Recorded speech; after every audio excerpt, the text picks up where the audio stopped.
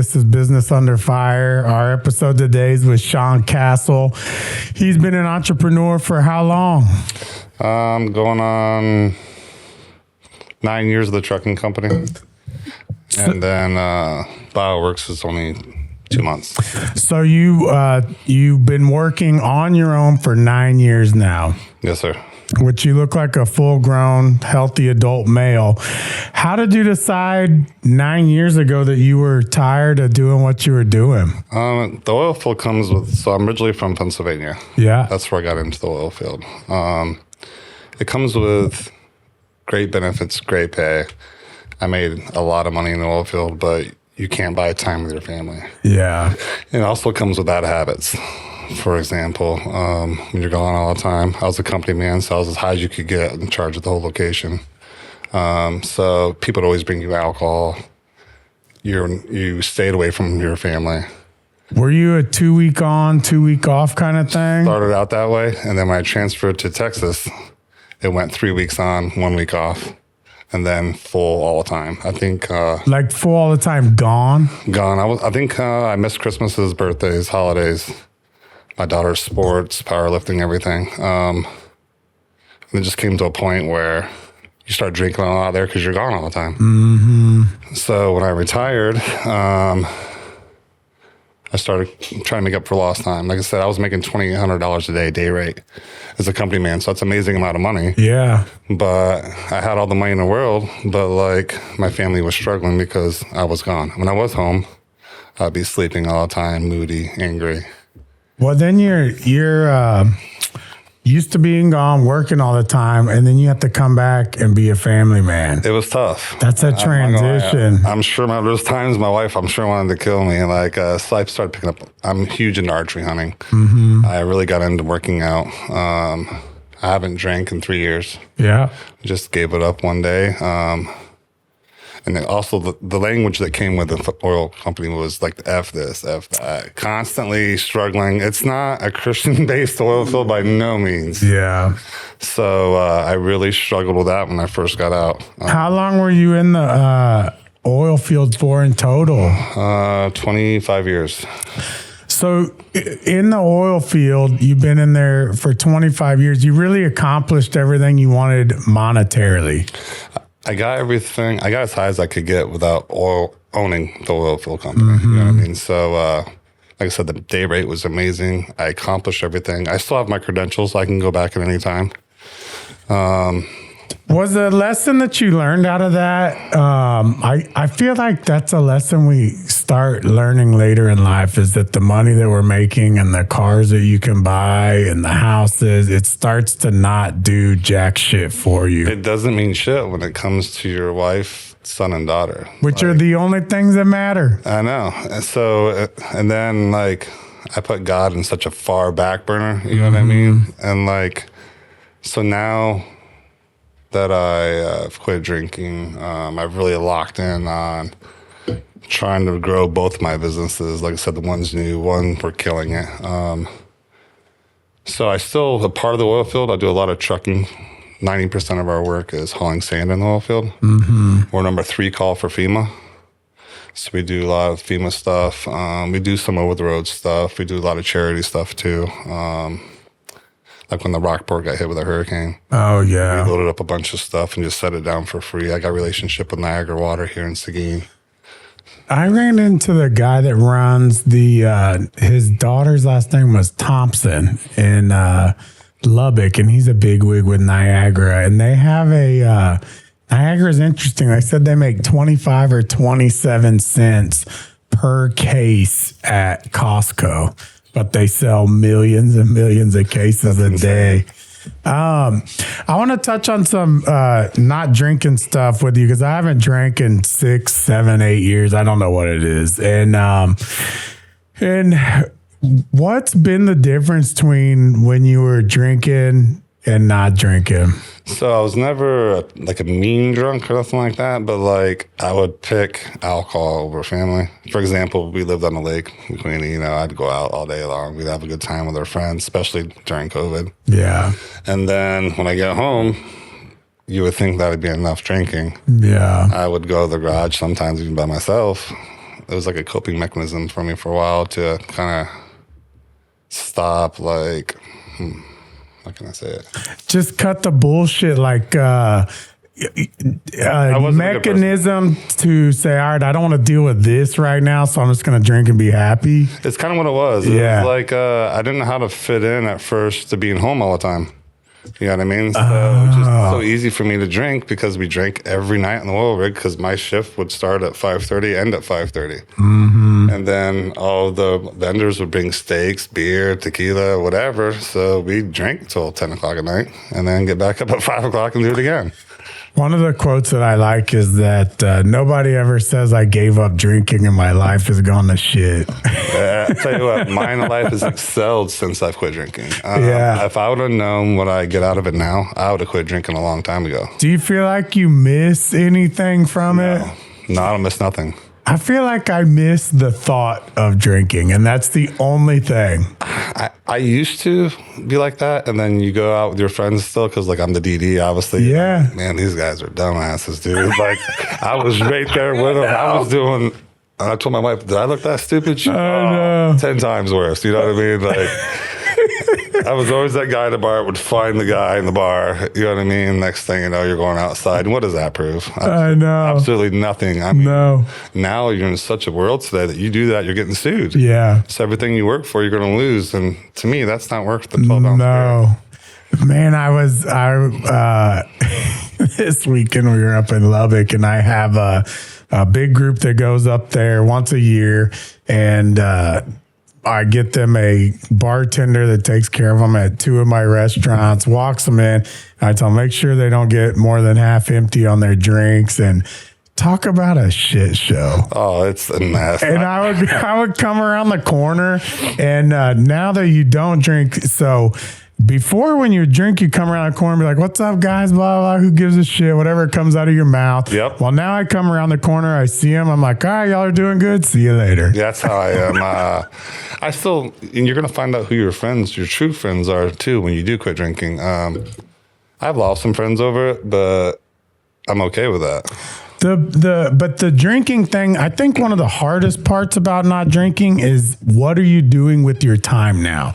Because at 5 o'clock when we're drinking, it's time to drink. Mm-hmm. And then that goes till 9, 10, 11 till you go to bed. So finding the time of what you're replacing one old habit with is what I feel like a lot of people struggle with, especially when they I have just started drinking, which I just quit cold turkey too. I said, I'm not drinking anymore. That's it. Same thing. And you know what sucks is people have addicted personalities. We probably switched it to other that you replaced drinking with work, I guess. You work a shit ton. And I work out, and I do a lot more with my family now, which is amazing.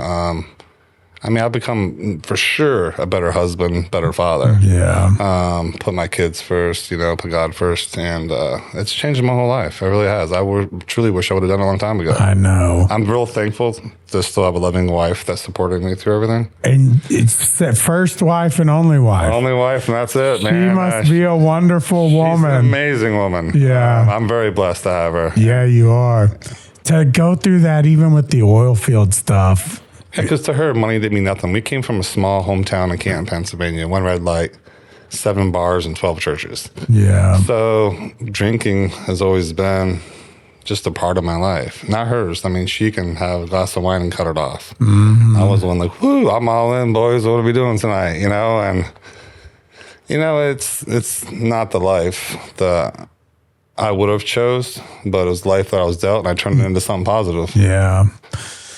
Well, Shawn and I have an interesting way of meeting each other. We go to, I like the little Guadalupe regional gym. I was going in Lubbock a lot, but I'm down here because we're building these airplane hangars and just kind of working. I fly part-time, so I've been down here a ton. And I met your daughter down there, and she's always been sweet. Just a great face behind the counter and nice, and always has nice things to say, and just chat with her a little bit. And one day, maybe like 3 weeks ago, she said, well, what do you do? Because I'm always out of town. I'm always here. I said, it's too long of a story. But So you could Google my name and you'll find out. And she's like, wait a second, you have restaurants, you do a podcast, you fly.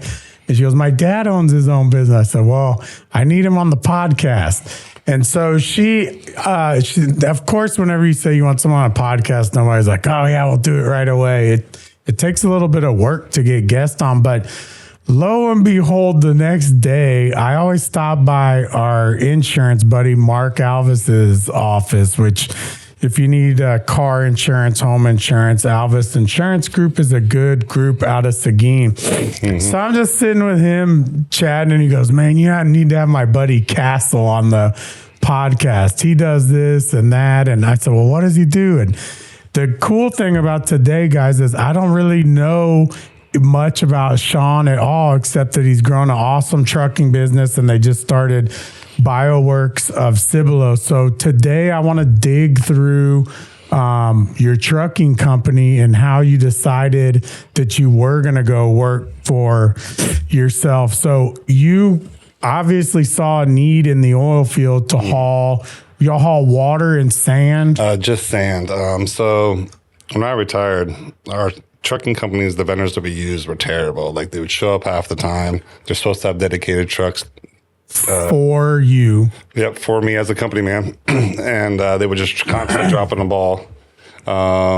We'd be waiting a lot on sand, so that would slow the fracking part down. What does it mean when you, in terms of dollars, time, revenue, when you're waiting on a truck of sand? You can look anywhere from $3,000 an hour. Waiting. Because you got your frac company, you're paying on standby, your water transfer company, you're paying a lot of people on standby to wait. And that's on the low end, $3,000. And how long would you have to wait sometimes? 6 to 12 hours sometimes. I mean, there's times where we've waited, had to shut the job down and just say, hey, get enough sand in location, we'll bang it out tomorrow. And you just tell the guys, go back to the, what do you call the housing there? Go back to the man camp. Go back to the man camp. Drinking and stuff. So next morning, they're all coming in slow. So just every day it was something. And then when my daughter's the one that actually got me to retire. She was playing basketball. Their team wasn't very good. I'm a huge basketball guy. I had a basketball scholarship, but didn't use it. So when I got out to help coach her.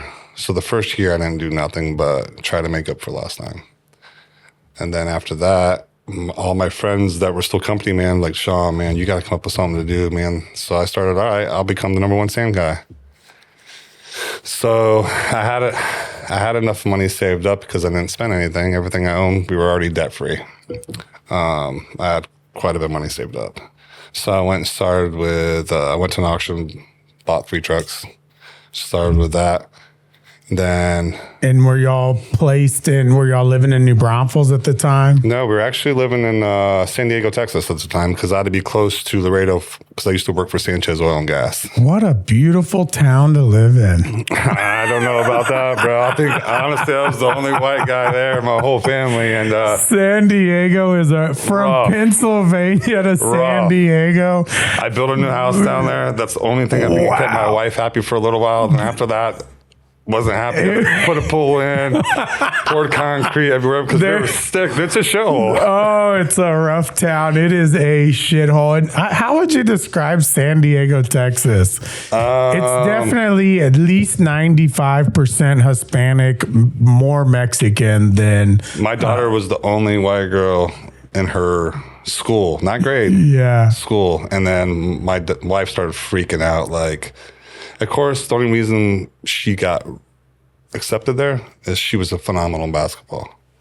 So, but my wife was freaking out. It was the year before we had to put my son in the daycare, Head Start, or kindergarten. Yeah.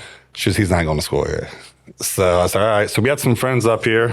So we started looking for houses to rent, and it took her. When I said okay, when I'm talking about this, I told her okay, let's do it. This was on like a Wednesday.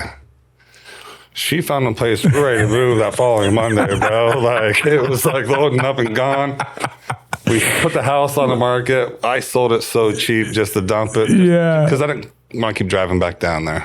For those, I go from Encinal, Laredo, which you're familiar with if you're dumping sand. So I go from Highway 44 near Galvan Road in Encinal all the way around to Alice and to get down to Port Aransas because we have restaurants down there, which it's a nice drive until you get to maybe 30 miles before Alice because it's a... South Texas brush country right there. But then when you start getting close to San Diego, it's like, what a dump. It's like a fifth wheel country, bro. It's bad. It's rough, man. It was really rough. And for me, looking back at it at the time, I probably shouldn't have moved where I moved. Yeah. But I didn't want to be in Laredo. Yeah. So I had to be within an hour from our main office. She has put up with a lot of shit from bro. you. That was the turning point, man. She said, if we don't move, I'm moving back to Pennsylvania. You can fly back and forth. You know what? Oh my gosh, poor lady. Oh, she handled like a trooper. She's a strong woman. I couldn't imagine you coming home tonight and go, hey, honey, guess what? I'm building you a house in San Diego. She was happy about the house. She's like, California? No, babe, Texas. Yeah, she was not happy, bro. And that's one thing when we talked about at the beginning, money can't buy. No. Money cannot buy happiness. No, and that's one of the things I'd like you to explain firsthand. You're making $2,000-$3,000 a day living in San Diego. That does nothing to fill your cup of happiness. None. Nothing. I was just over at that point. So that was the time to get out, man. And like I said, when I said go ahead, I'm talking when she had movers. We paid like 4 months ahead of rent up here. Like she was like in. I love it. We gave a lot of stuff away. She was out by noon. Like I didn't even care. Like she was happy at that point in time. I was like, you know what? Run with it. I love it. She did. I even moved your closet, babe. Yeah, it was gone. It was gone. Oh, so y'all moved up here. You saved. A lot of people have no clue how to even start their own business, and there's a gazillion methods on how to do it. And you have been fortunate and smart enough to not buy offshore boats and all kinds of shit and blow your money. You saved enough money. Were you ready to retire? Yeah, actually, it was been talked like the last prior 2 years before I actually did it. I had an old man once tell me, when's enough money enough? And you sit there and you think about it. It's what we're programmed to do is chase money. If you really think about it, especially when you didn't have it growing up, you know? And, when it came time to do it, I just, like I said, I took a year off. I did as much golfing, fishing, basketball as I could. And then, I got to be that guy who actually cares about his yard. Like watering it, measuring with a tape, like I'm going to mow it twice. You got to keep up with Mark Alvis. Yeah, for sure, right? Yeah. And, but then, like I said, all my friends kept calling me, like, man, these sand truck companies suck, dude. What do you think we should do? And I was like, man, I miss it. He's like, you going to come back? I was like, nah. He was like, you can move up to completion superintendent, and which would have been like. But you would have been gone all the time again? Yeah, it was like another $1,000. So I'm in like 30, almost $4,000 a day if I did it. And I was like, man, no, I'm not going to do it. I go, how about you guys give me an MSA and I'll become your number one sand hauler? They're like, yeah, right. So they're like, let's try it. So I did it. And then as soon as everybody knew, there was good vendors that lost the contract. So I started bringing them on as owner operators. So I started out with 3 trucks, and then I went to 10 trucks. Well, walk us through you got an MSA, which explain what that means to people. So MSA is a contract with the carrier. For example, like if you want to say like, just say ConocoPhillips. Okay. So that's who you're hauling sand for. Back then it was for Sanchez Oil and Gas. So they give you an MSA, which is a master service agreement for you to supply this service from point A to point B. And did it have a amount of revenue per load attached to it? Yeah, so they'll give you a price sheet. So back then you got paid by the mile only. Now it's by the ton and mile. So my name got out real fast because I was a company man. I was getting all these MSAs and left and right from all these different vendors because I have my broad of people I knew as being a company man was well known. So you started getting enough work where you're like, damn, we could get a few trucks quickly. Yes. So yeah, to tell you how quick I went from 3 to 5 to 60. And that was in the first 5 months. 3 trucks to 5 to 60 trucks. And that was with owner operators. People that own their trucks came to work for me. And then so I'd make a percentage off of them doing the work. So, and then after that, before COVID came, I was at 365 trucks. We're the number 1 carrier in South Texas, East Texas. I locked all Louisiana in. Holy we were killing it. We grew huge. It was all about people that knew, that gave me a chance. But then my name got so good because we delivered on time. So like most people would say, you're going to run this job with 25 trucks. Well, you're going to have breakdowns. So I'd run it with 35. And that's how my name got so well known, because like, hey man, give Southbound down Hilltop a chance to do this, because they haven't never stopped us. They never waited on sand for us. Dang. Until this day. Yeah. They still haven't waited on sand. Not because of our company. That is huge. And that's how you get well known. You do what you say you're going to do, and be honest. Like there's some jobs that said, hey, I can't do it. Mm-hmm. I'm not that big to cover that. But if you can get somebody else to come in with me, we'll knock it out of the park. That is huge. So what was who taught you how to build the infrastructure of the office, the building, the secretaries? Were you already dealing with that? My wife took over all billing and payroll, and I took over all daily operations and safety. And then I hired a manager to help me. My wife had, at that point in time, her best friend and her mom. And we kept it that big with just 6 to 7 of us working there. Now we have a whole dispatch team, and stuff like that. But we just kind of self-taught each other. Like I knew the coordinates of the sand because of me being a company man. Because like I said, you're a company man, you're in charge of everything: water, trucking, pressures. You're running the whole show and the location. You're running the whole oil pad. On how many pads? Just one? Yeah, I'd be on one at a time. Yeah. So you got a day shift guy and a night shift guy. And you're in charge of 60 plus people, plus equipment and everything. You got a lot of people's lives that are in your hands. You have to know your pressures and volumes. So the logistics side of it was so easy for me. The billing was a struggle in the beginning. But I had the cash flow to flow it. Yeah, I think that's a good spot to be in. We had a guy on here a couple episodes ago that's running, I forget what he was hauling for the oil field, water, probably. But the billing and payments from the oil field, what does that look like? So I'm usually at net 30 with most of them, but I have an amazing factor company that works with me too. Everything that we've bought as far as equipment and trailers, I paid cash for. I never went zero debt at any time with anything. That is incredible. So the money, like I didn't pay myself for the first year because I had enough money my house, everything was paid for. So we didn't pay ourselves for the first year. So the first year we concentrated on volume of owner operators and then buying as cash as we went. So at the end of that first year, we had 20 trailers, 15 trucks. And those were your trucks, or they were my trailers? Holy crud! And then I got doing a great job for a company called BioWorks Logistics, to where they had all the trailers. So while they're charging people for trailers, they're dropping 60 trailers off of my yard for me to fulfill them. And they just want you to run them. Yeah. So here's your trailers. Take care of us. Yeah, that's how big we got. And then, like I said, just before COVID, just the sandbox alone, I was 360 some trucks. Son of a gun. Blowing and going, man. It was like, and that's how I need to be. I'm a fast-paced guy. I work well under pressure. Yeah.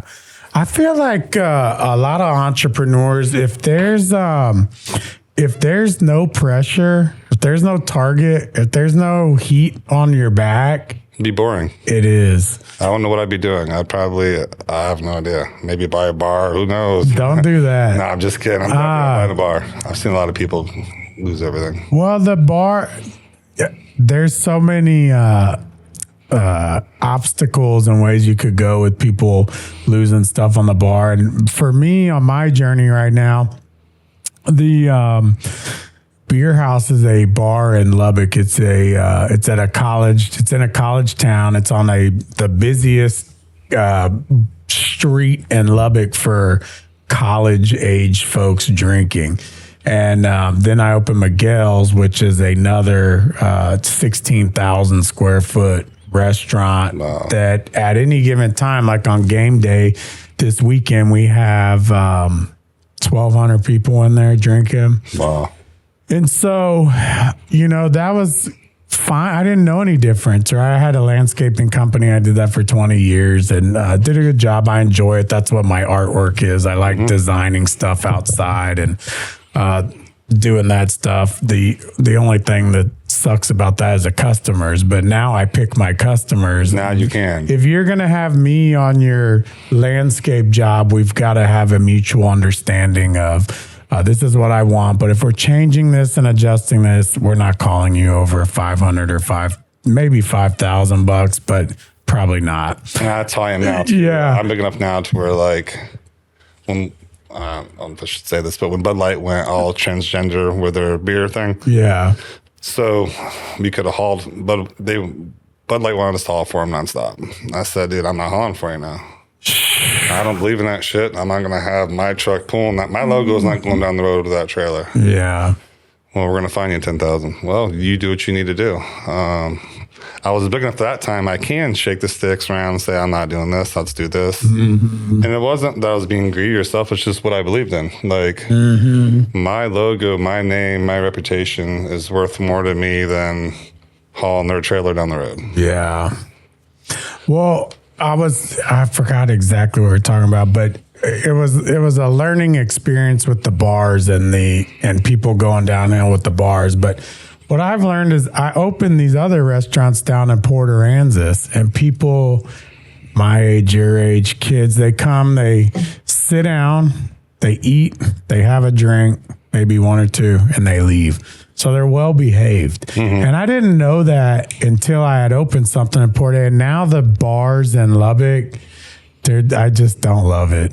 I just don't love it. It's too much BS.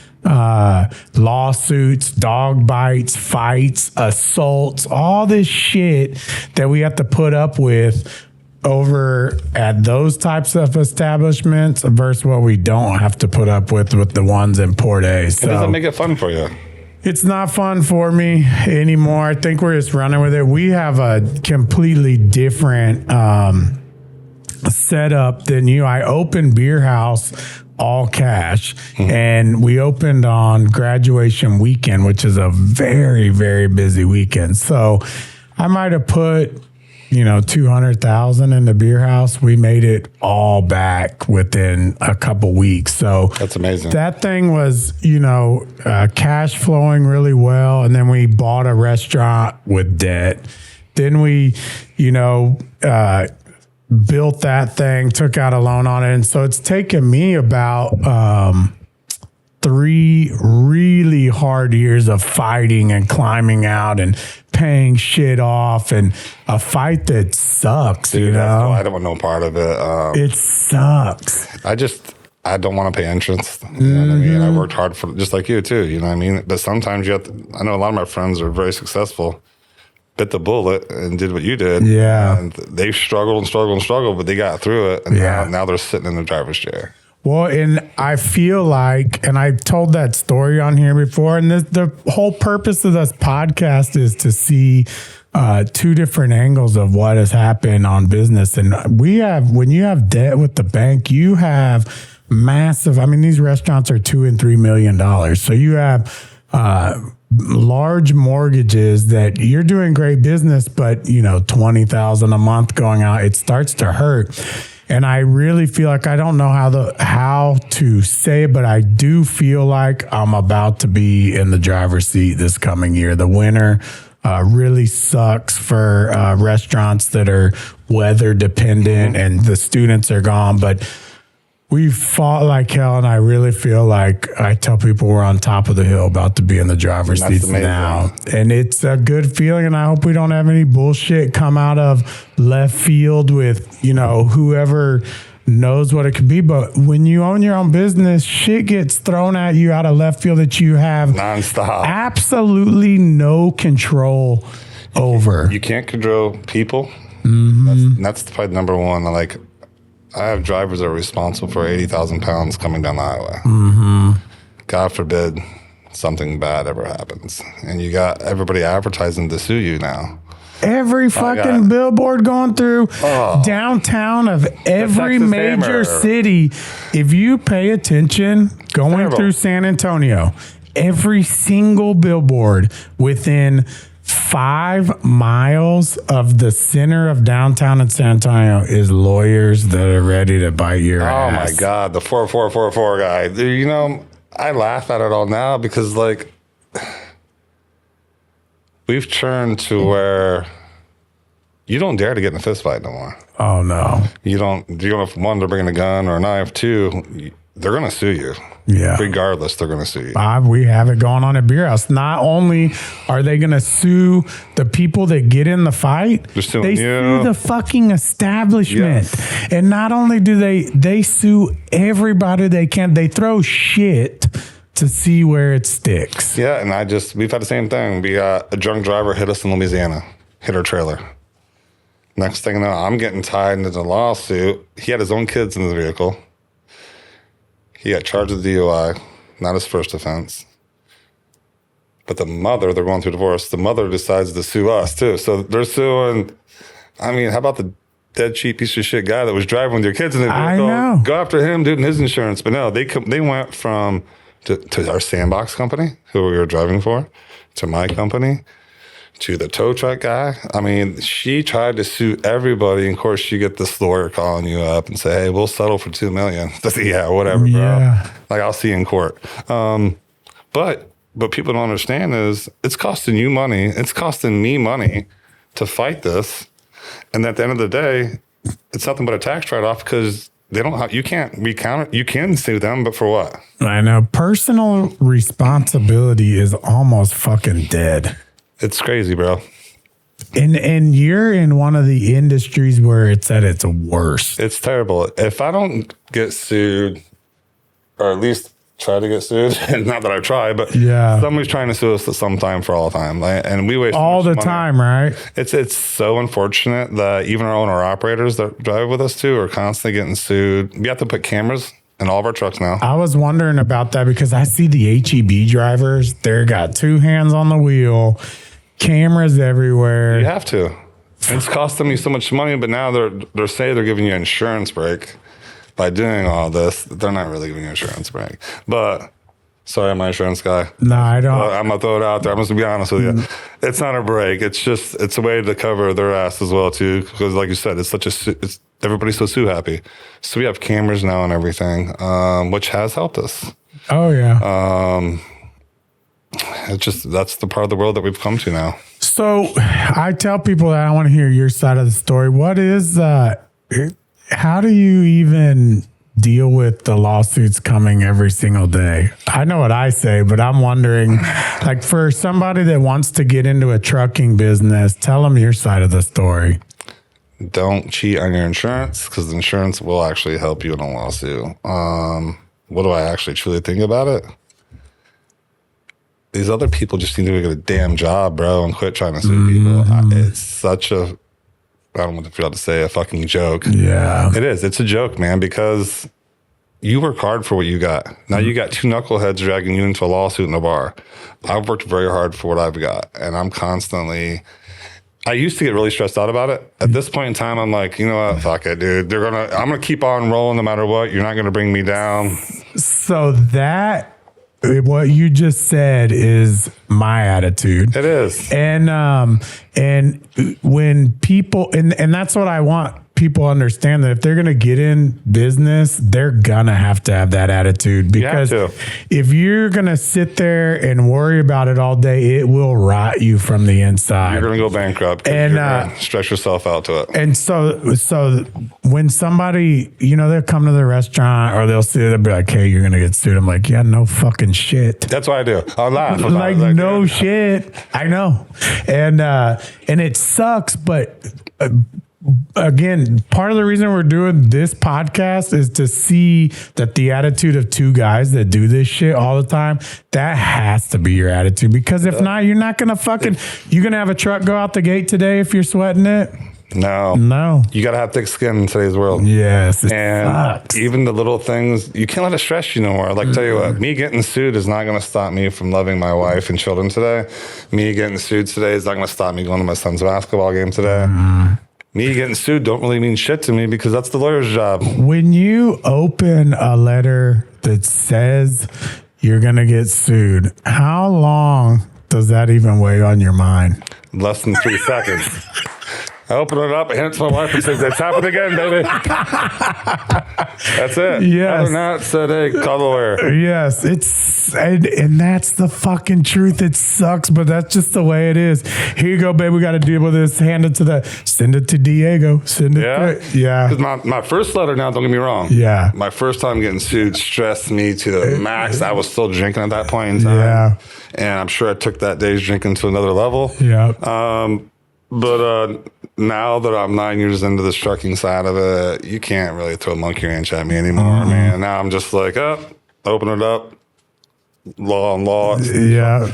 Mr. Castle at Hilltop Logistics, you are now being sued. Oh, great. Hey, babe, here you go. And then she just kind of same way now. It used to stress her out so bad too. To the point where we thought about closing it 4 years ago. Yeah. But I was like, man, we're on top of the world. Like, we're getting it. Like, we've turned our company into Christian faith. You know what I mean? Like, we care about our drivers. You're not just a number here. And now when we get sued, like I said, you kind of just have to roll with it. I kind of laugh anymore. Like, this is a waste of my time and money, but you know what? We're going to keep on rolling. And you're putting food through your work, your effort, your contacts, your sand delivery.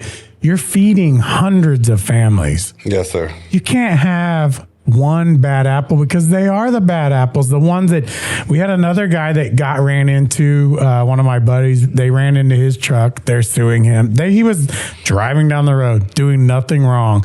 And you can't take that bad apple. Will you say they're unemployed or whatever? They're trying to get something for free, whatever the fuck they're doing. You can't let that disturb all the good that you're doing because this is more than hauling sand. No, you're giving back to your community. You're giving people an honest job with a really good paycheck. And more than all, you're making really good friends too. You know, like if I was shut down the trucking company today, I'd have a lot of drivers go unemployed. We pay the most in our area for the drivers because without them, I'd be nowhere. And that's what people got to understand. It's not just me and my wife are this successful. Without the drivers and what they do and their knowledge of driving and their experience, I want to be where I'm at today. Yeah. So there is no quitting. I don't know how to quit. Yeah. So sue me. We're going to keep around and rolling, man. And we have mouths to feed. A lot of people depend on us in our donations. Yeah. So especially now, the government shut down. Yeah, we're supposed to be flying here in a couple of weeks, and I don't even know how that's even going to be. No, my ex-wife and daughter were visiting the University of Kentucky this weekend, and they're in a car driving back right now because the flights you're not getting one. So they went to the airport, delayed.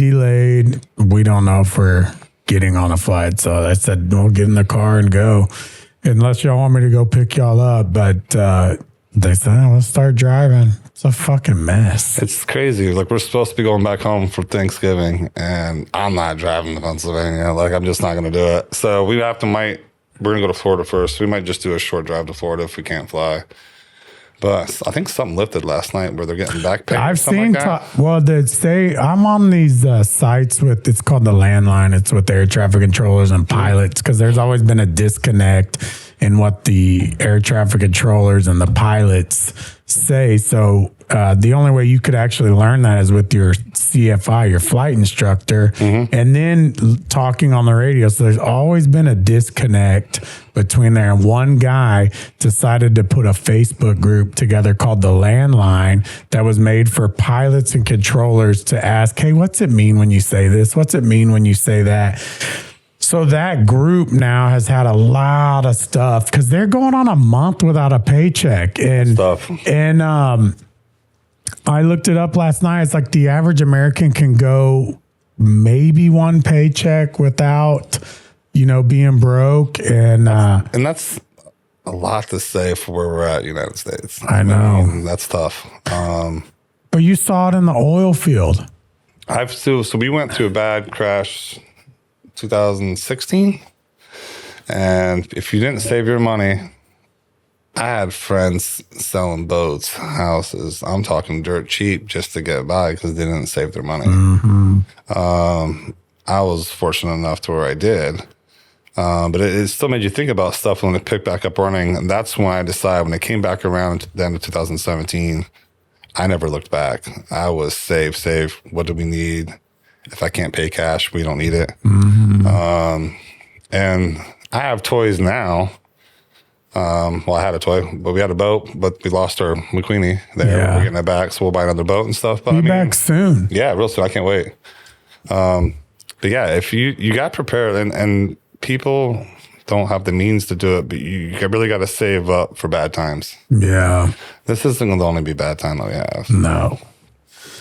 No, it's, but I still feel for these guys. And then you go through, I went through Austin the other day, and the TSA guys aren't getting paid. Mm-mm. And what pisses me off is that the Department of Labor is here to ensure that you and I are doing everything by the book. I'll be thrown in jail if I didn't pay. And we had a deal where we got investigated by the Department of Labor. Mm-hmm. It was the wait staff was tipping out the kitchen staff, which I had bought this restaurant. That's just what was going on. And as soon as we found out, we put a stop to it. Well, it pissed the kitchen staff off because they're missing their tip out, right? Mm-hmm. And then the Department of Labor comes in and says, oh, we're going to fine the shit out of you because it is like, I had nothing to do with this, nothing.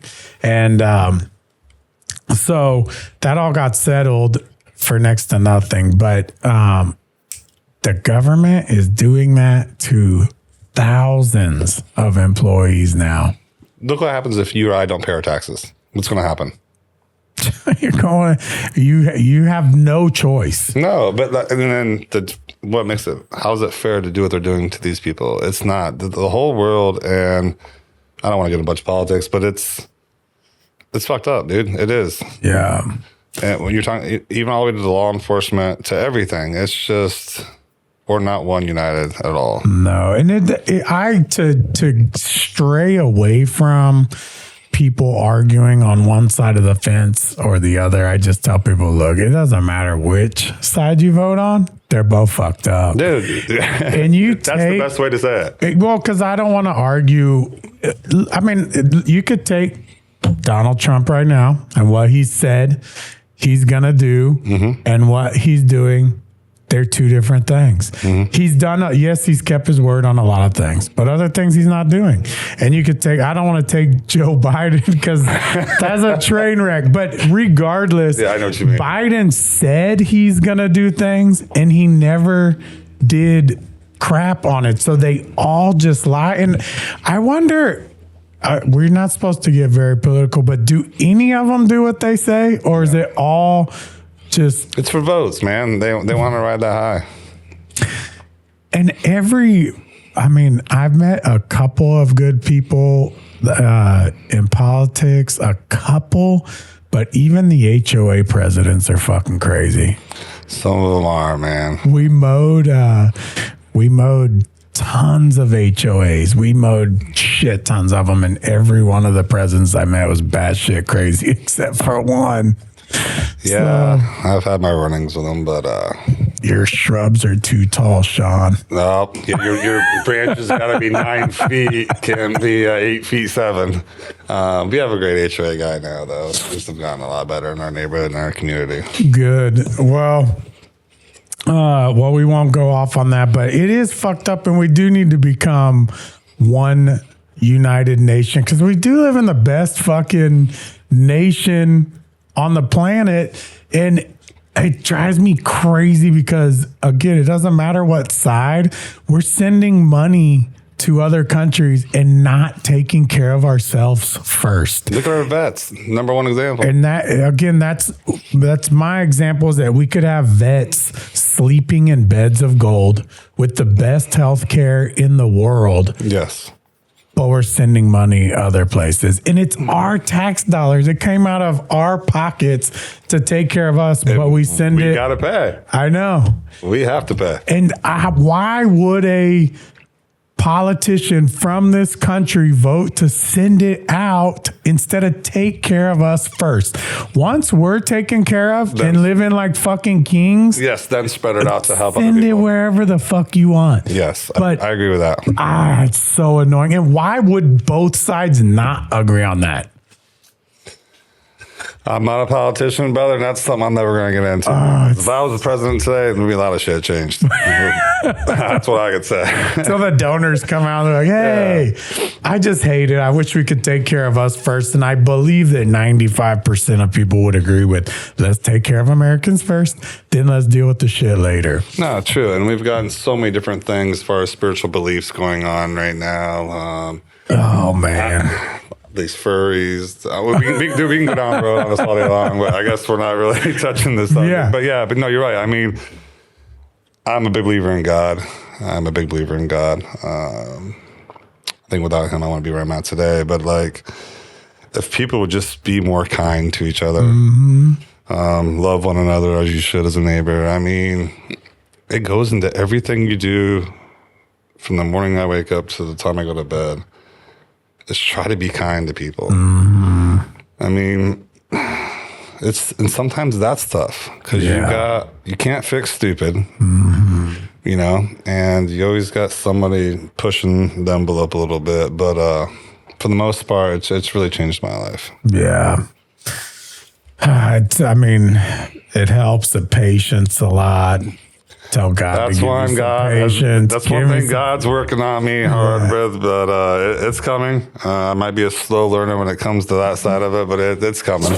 Well, you would have to be patient and learn patience to be doing what you're doing. It's a struggle, but I mean, it's definitely helped me mold me to who I am today, for sure. My wife is probably the most patient person. I can tell you, if you moved her to San Diego, Texas, and she put up with your ass, she's a keeper. She's a keeper. She is. I love that she said that she got a house in a few days and said, we're out of this. I'm telling you, we drove up here like that Thursday. We met the guy in Las Brisas Boulevard here in Seguin. Yeah. Before we left, we had two down the. I mean, it was check route and movers called. I can't remember what two guy movers. I can't remember what moving company was. Well, y'all moved to a good spot. Lake McQueenie is. How many years ago was that? So we've been there for 6. You got 6.5 years. You got a year and a half of the water before they drained it. Yes, sir. I've been on Lake McQueenie most of my life, so it's a wonderful spot, wonderful to meet other business owners on, great place to hang out, and so it'll be wonderful when they bring that water back just to keep doing, the Lake McQueenie life. So you had the trucking company for 9 years now. What are you looking at doing next with the trucking company? Are you maintaining? Are you growing? We're going to grow more in 2026. It's the fourth quarter in oil field, so it'll start slowing down here pretty good, and which I'm kind of excited for. I'll get some archery time in. That's my passion right now. How long ago did you pick up a bow? Oh, man. I started shooting bow when I was 18. But fell in love with that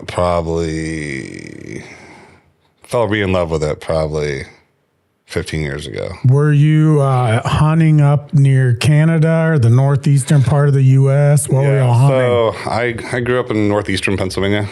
So we'd hunt a lot of bear, whitetail deer, turkey. And I killed my first turkey with a bow. I was pretty pumped about that. What's that broadhead on the turkey arrow or whatever you call it? It's got a big like 4 loops on it. So I don't use that one. I use what's called a whistle broadhead. It's like a broadhead, but it has a circle in it. So when it cuts through, it how can you say it? When it cuts through, it fans out. So you hit them right in the bed basket. And then have you shot some bear up there as well? Shot some bear up there. The main thing down here is I didn't realize how big dove hunting was down here. I know. You guys are crazy about it down here, and I actually fell in love with it. It's kind of fun. I kind of hunted myself out. Did you? So I hunted myself out, but the good thing is my son and daughter like to hunt. So I'm glad that I did, because I went to Africa. I shot a bunch of stuff. Yeah, same here. And that was for a month. And then I came back and I hunted almost every day of deer season. And after that, and it was all bow hunting. Yeah. And after that, I was just like, damn, I think I had enough fun. And so maybe I'll pick it up again, but I've been sitting in a ghillie suit with a pistol since I was like 16. That's awesome. Shooting stuff up close. And that's one of the things with the bow hunting, that if people don't bow hunt, I'll take them with a pistol and sit and have the animal, 10, 20, 30 yards away where you can see their whiskers without binoculars, and just get them to get that feeling on why people like bow hunting. But what's it about bow hunting that you enjoy so much? It's just the challenge. I mean, I kind of like you. I grew up in Pennsylvania. That's all we did up there, is shoot all the time. I kind of got bored with rifle hunting. And my grandfather kind of picked up on it. So he got me a bow, and I started shooting it, and then fell in love with hunting again. To me, it's just the patience you got to have.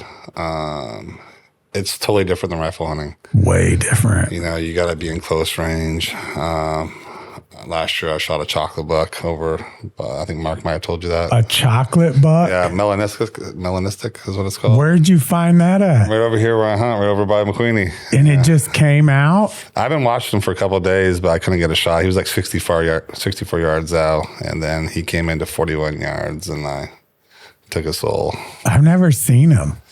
But is it a whitetail looking? Yeah, it's a whitetail buck, but it's a chocolate. So you have albino. How rare are those? Very rare in our area, but I guess people are starting to see them more and more now. And then to get it with a bow would be extremely rare. Dude, I was pumped, because now when I shoot a bow, like people get like the butterflies and stuff. Yeah. I don't get it until after I shoot anyway. I'm one of those guys that I'm calm under pressure, and then once I shoot, it's yeah. You know what I'm talking about. You've had that feeling. Yeah. Being a bow hunter. I love it, man.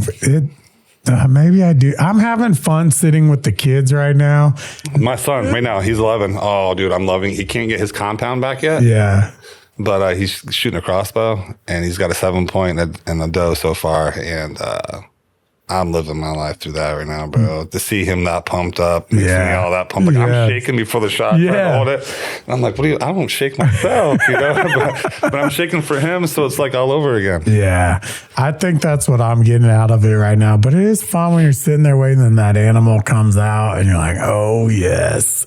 Because you have such a small, for people that haven't bow hunted, the field of view and the area that you get a shot in, depending on where you're sitting at. If you're on the ground, it might only be 15 yards of range. Yes. And so it's not a huge area. And these guys, these deer, even a bear, whatever you're hunting, come out and they are right next to you. So 18 yards isn't that grizzly bear when I shot. Golly. You want to talk about a rush? And the birds, you're all camoed, so a bird might sit right next to you on the tree and not know that you're there. It's just a completely different thing. Well, you have another business that you ventured in. So you retired once and you decided golf was not that exciting every day. No, sir. Or fishing or hunting at that point. How about golf without drinking? I'm a lot better. Yeah. But golf is kind of a stress reliever. And if you're retired, what stress are you relieving? It's just fun to hang out with my friends. It's just fun to watch them because they still drink, and so I get to laugh at them a lot. And I'm not the best golfer, but I'm definitely the best golfer when I go with that group. I'm going to have to share the last time I went golfing story real quick because we're going to go about 15 more minutes and we're done. But I don't golf. I tried it. I'm just not very good at it, but I'll go ride on the cart with buddies. And so we were up in Lubbock and they were all these guys smoke, and I don't smoke. I don't drink or anything. I tell people I'm doing sober October. There you go. No matter what month it is, I'm sober October. But so these guys were all smoking and they had got some stuff from Colorado, and my cousin Nick, he's about to tee off and he looks at me. I'm driving his car and he goes, I can't feel my feet. and then he looks at me and he goes, actually, I can't feel my hands either. Wow. Pow. Oh, it was a great day. We had a wonderful day. It was a good group of dudes, but that's the kind of shit on the golf course that's great. It is. It's fun to watch my friends now. Oh, man. Well, you were, so you got the trucking company running not where you want it. Are you ever happy as an entrepreneur or satisfied with business? Oh, I love where I'm at right now. It's been great for me and my family, and it's been great for the community. Yeah, I'm continuing to grow. My son wants to take it over someday. I mean, he's only 11 now. Cool. He might change his dreams and stuff. You met my daughter, Kaya. Mm-hmm. So she's a big part of BioWorks now. She no longer works at the gym. Mm-hmm. She's like me. She's a go-getter. How'd you decide you were going to let people know what BioWorks is? So BioWorks is a recovery place. So we have cryo chamber. We have cold plunge. We have any kind of IV bag you'd want. We have red light therapy, a booth that's 360 degrees. Infrared saunas. We have 2 of them. Compression fittings for your legs, hips, arms. Peptides. How'd you decide that you wanted to start a wellness place? So I got injured probably 6-7 months ago. I was lifting pretty heavy and I slipped and fell and I tore my ligament going from my bicep to my elbow. And of course, you go to talk to doctors real quick. Everybody's surgery. Mm-hmm. So I had some good friends of mine that people are well known and talked me into taking PB157, TB500, and then which is a peptide. Yeah. Is that injected or a pill? It's injected. Does it go into the area that's just inside the tissue? So it's in like you know what an insulin needle looks like? Mm-hmm. Just a little insulin needle. So I was actually injecting it right next to my elbow. Mm-hmm. So it sped up my recovery. I went from not in the gym, a lot of pain. 1 month back in the gym at say 20%. Mm-hmm. It just kept increased. 4 months later, I'm back in the gym, full roar, ready to go. No soreness. No soreness, no nothing, no surgery. And the doctors were telling you to do surgery. Yeah, and so peptides, they're never going to improve them. It will destroy the surgery, the doctor. It'll just destroy their whole area of field. Oh, shit. So they just won't do it. FDA will never approve it. So they'll never get approved because the recovery on them it'll just start costing them money? Yes, correct. And there's been some peptides. You can Google it, do all your hard research on it. I always ask people to do it before they come try it anyway.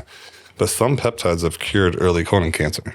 Oh, shit. So they do tremendous things for your body. So BioWorks began to, my wife is in love with it, fanatic of it. My daughter is really interested in it.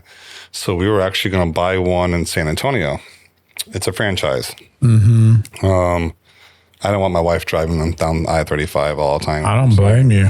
So we got thinking about it. There was a brand new one built in Cibolo, Texas. They're in the trucking company too. We know them pretty well.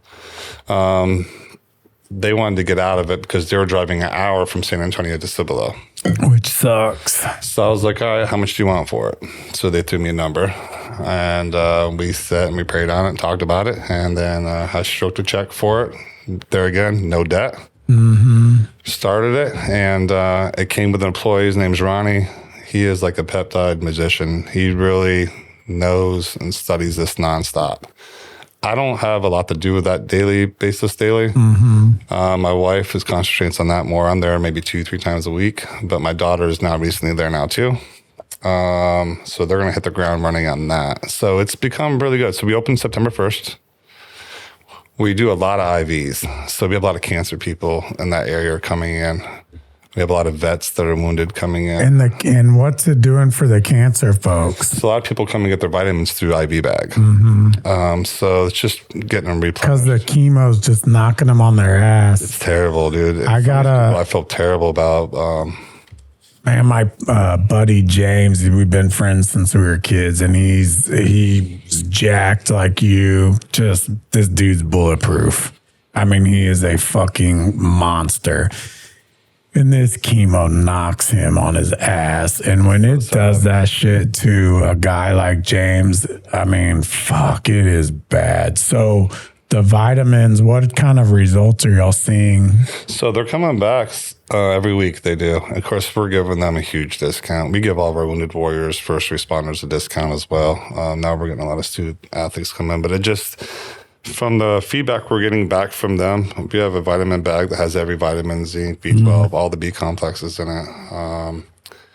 They're seeing that it's helping them get through chemo. They're a little bit more easier for them. Good. So they're coming back every week. And we're not in it for the money neither. For example, we had a guy, a wounded vet. I'm not going to say no names or nothing, but he was coming there when we first bought it. He couldn't afford the following month, so I noticed he was gone. He's a really cool man, you know what I mean? Did 20-some years plus in the service. He's pretty banged up. I asked my wife where he's been at. She's like, hey, you can't come in right now. So I called him on the phone and said, hey, what's going on? I almost said his name. But we can edit it out, but don't say it. Yeah, no, he's like, hey, Shawn, just can't afford it. I was like, well, how do you feel? I was like, man, I'm hurting. He's like, come on in, on the house. He's like, for how long? For as long as you need to. No matter what, the cold plunge is on, the sauna's on, the red light machine is, it's all costing me money anyway, electricity being on. I was like, come in and use it. So he did like a month and a half on the house. He came on just a couple weeks or a couple of days ago. It's like, hey man, I can pay this month. I was like, just 50%, man.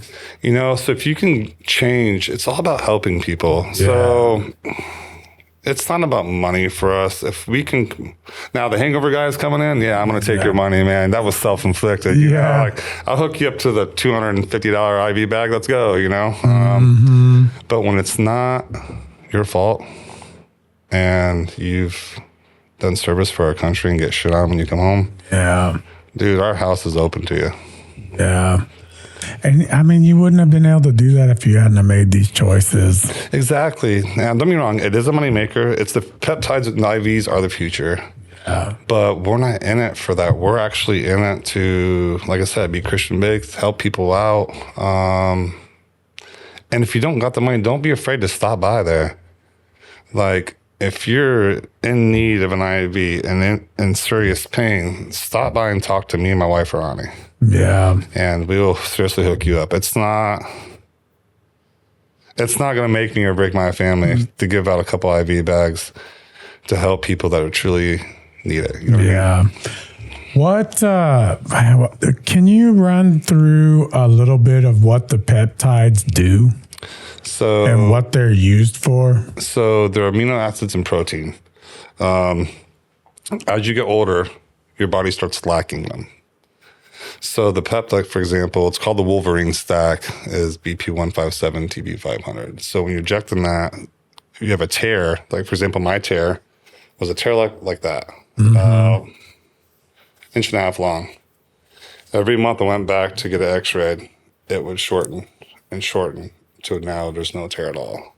So it finds what needs help first in your body.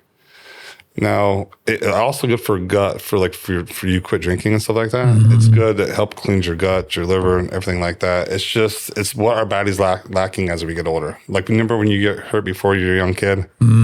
Bounce back, we're gone. I know. Now I break my leg, dude. I'm out for a while. Or even a cut on your arm. Yes, and just amino chains and proteins that just go right straight to the source. It's like if you have a for example, just say your knee is a house. So you going to the doctor and taking pain meds, stuff like that, it's not putting the fire out. No. It's going to progress and keep smoldering. Well, this is like 10,000 peptides are just running to your knee, like 4 different firehouses are getting called to that area.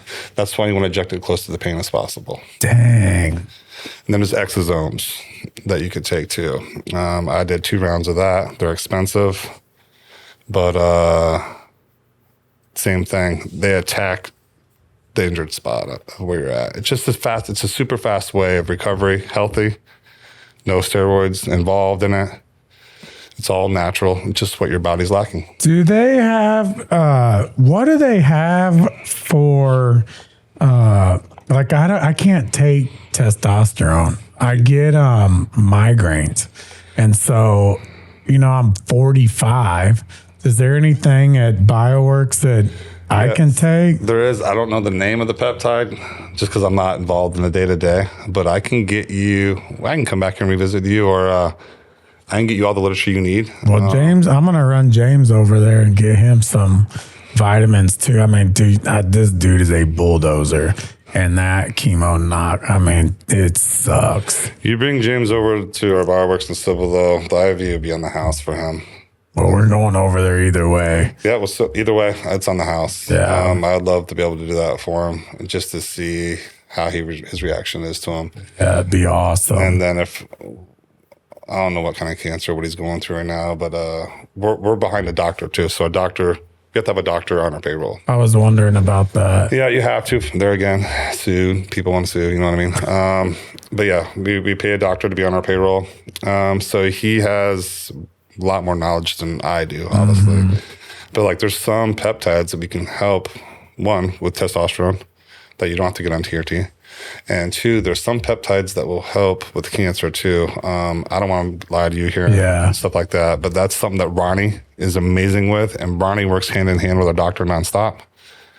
But yeah, bring him over, IV on the house, we'll get him the Premium Bag Plus on the house. Let's get him hooked up. I'll run over there.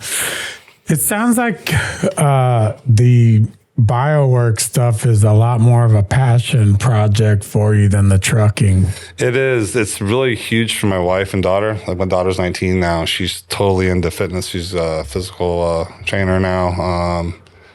She's doing some people on the side, but she is into this. To see my wife's it's my passion too, obviously, because it helped me recover quickly without surgery. I love the trucking side because I'm involved with so many people. I love that side of it, but I can't give it all my time that I want to, but I can't let this go. You know what I mean? Like I had a chance to sell a trucking company for a lot of money. Yeah. It wasn't worth me selling it, especially when my wife told me during career day that my son wanted to take it over at some point in time. Yeah. At that point in time, it wasn't for sale.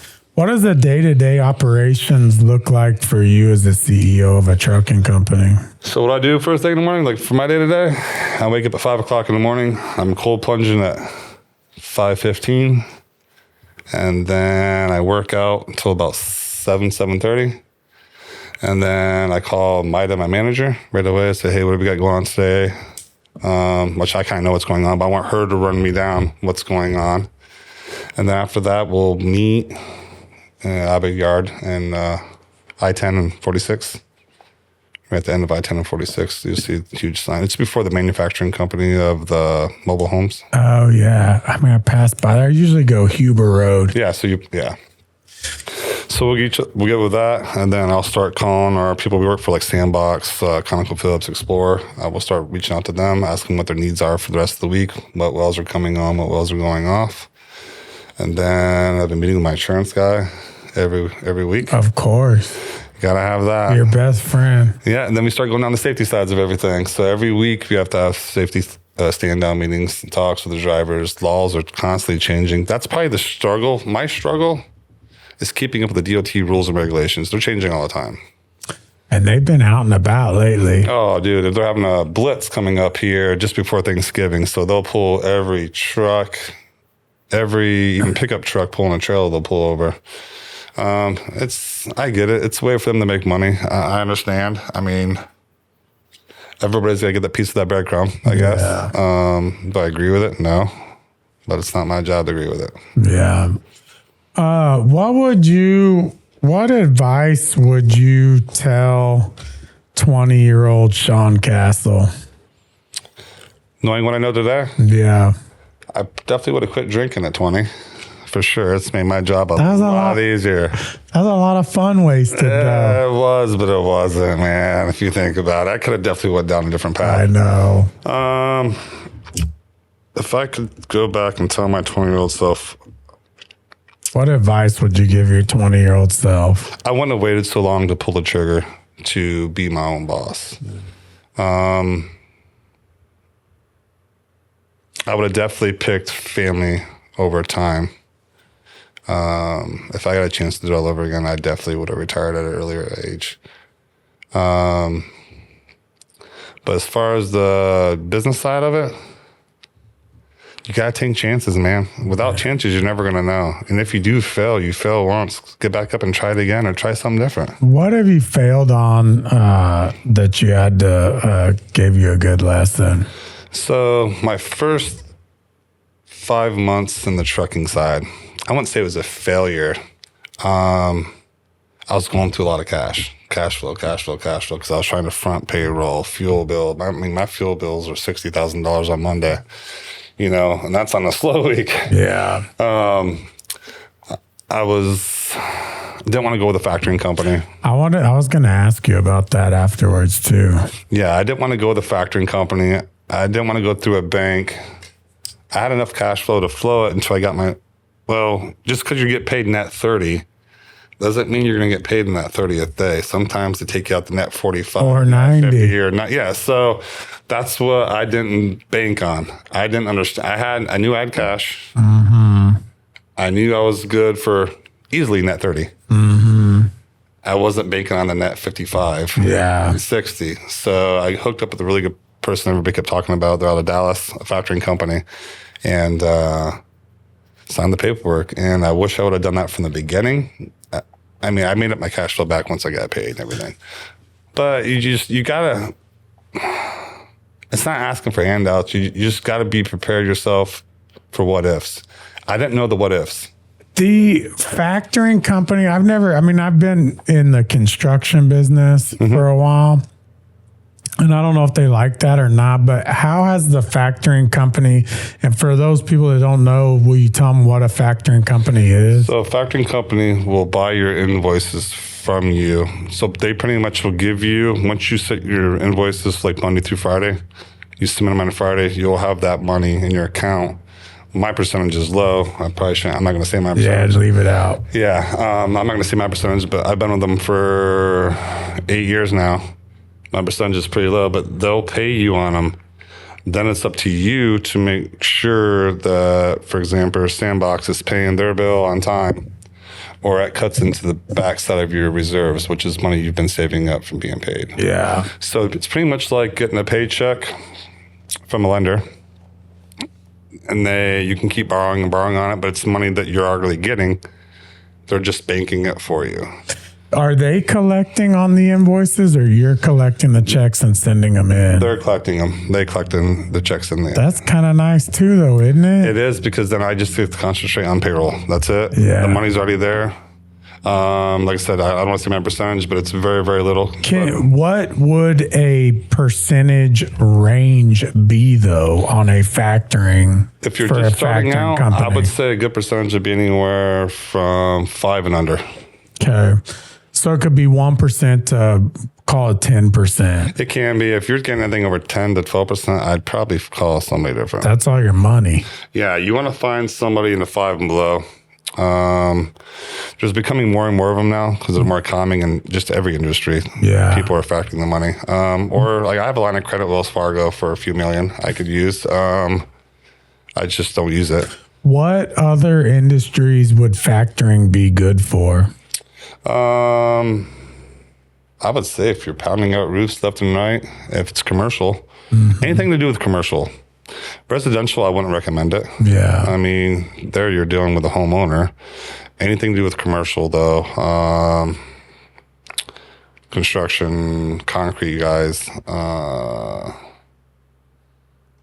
I guess anything. Just trades on commercial stuff. Just anything doing where you're billing out anything commercial to a vendor, you can factor that money and have it now. Most trucking companies now, like if you work for a big company like JB Hunt, they're getting people, but the guys are so hard for money. They'll do a same day pay, but they're going to charge you 20%. Murder you. And they're murdering these guys, but these guys got to do it because they got themselves in such a hole. The owner-operators are having such a hard time right now because insurance is so damn high. And people are taking advantage of them. That's why we're getting a lot of them from JB Hunt. A lot of other places. But we take care of our guys, though. We don't charge that percentage. We can't charge that because without them, we wouldn't be where we're at today. Yeah. But yeah, you just got to be smart with it. Don't just go with the factoring company because they're going to automatically front you the money. Look at how long's your contract. And then on the factoring, so if y'all run let's say you run 20 loads to X company on Monday, when will the factoring company pay you? If I send them to the factoring company Tuesday morning, I'll have the money either Tuesday night or Wednesday morning in my account. Talk about wonderful for cash flow. Oh, it's amazing. So we only do it once a week. Yeah. So my wife will do it on Mondays and it's in our account on Tuesdays. And it could be anywhere from 100,000 to 1.8 million. I mean, it's there.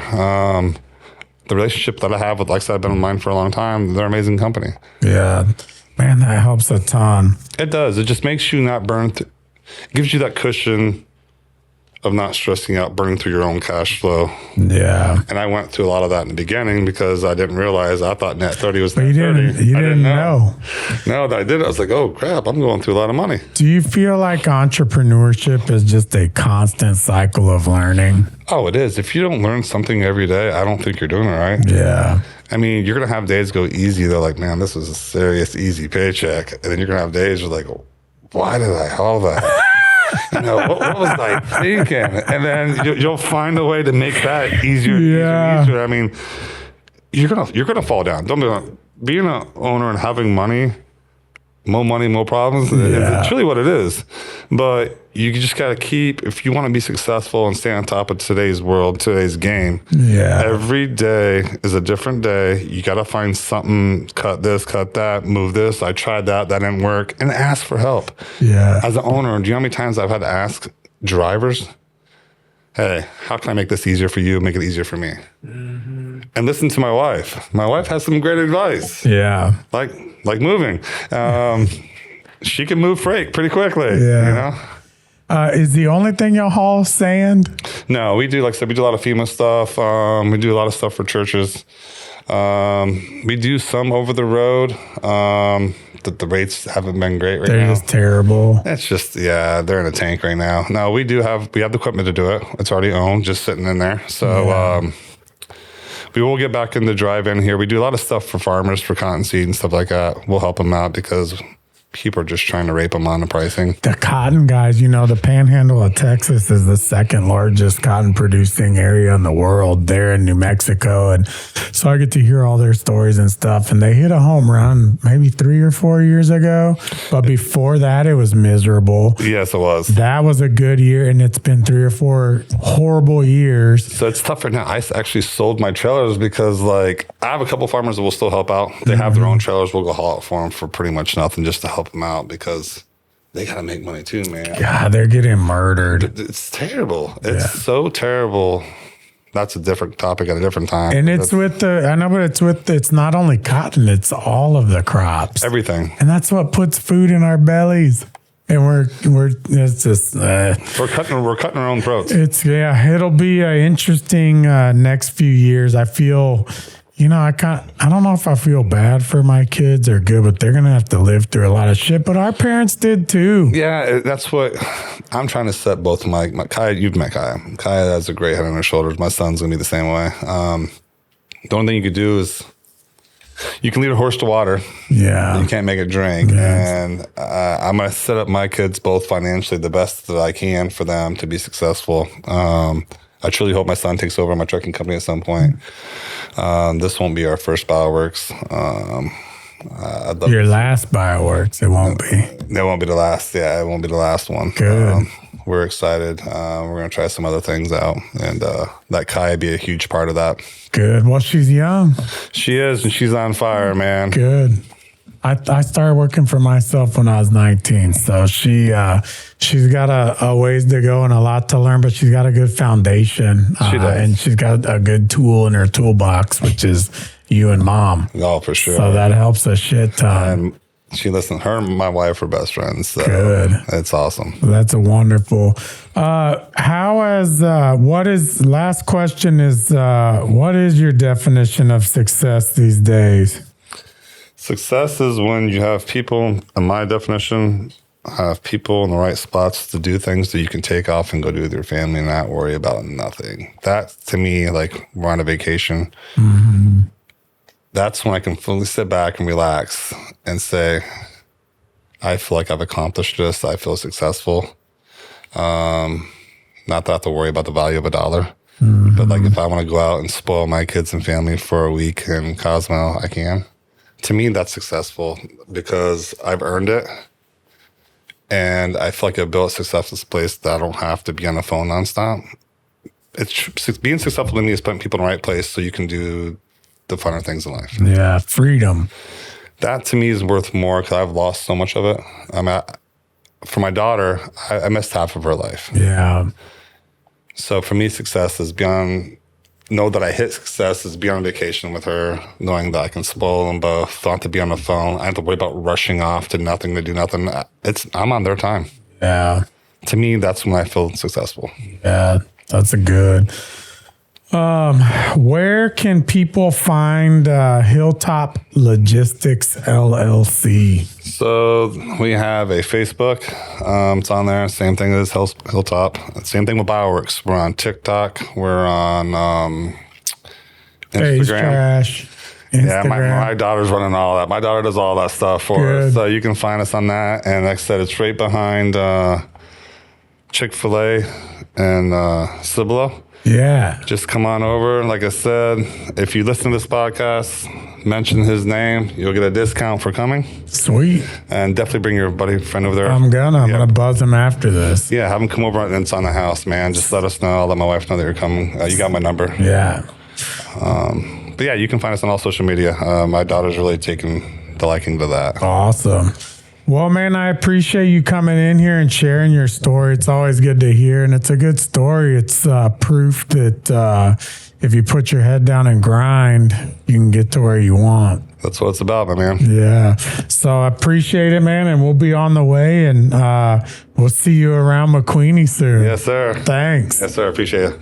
Thanks for watching Business Under Fire. We'd love it if you would share, like, and subscribe. See you next time.